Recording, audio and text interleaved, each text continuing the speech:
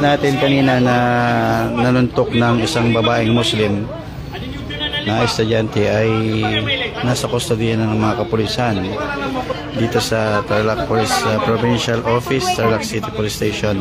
Dito po yan sa Conacor. So nahuli na po siya.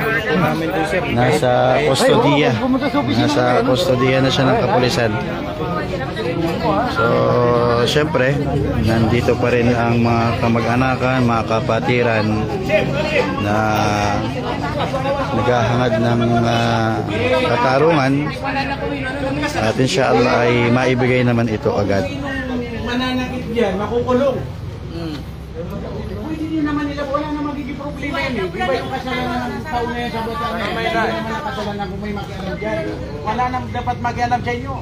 Pakinggan nyo si Jafar ha? Tama. Pakinggan nyo. Kaya natin sila, iba yung kaso yung lalaki yung sa bata, iba naman ang kaso kung may makialam dyan. Pwede kayo makulong. Kayo, nagawin natin. Kaya natin na kung anong gagawin. Huwag na kayo magkalat.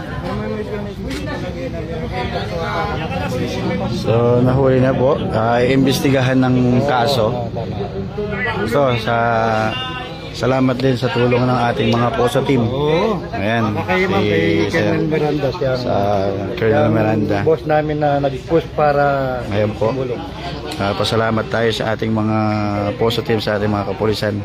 Alhamdulillah at nahuli sila. Nahuli na yung yung gumawa.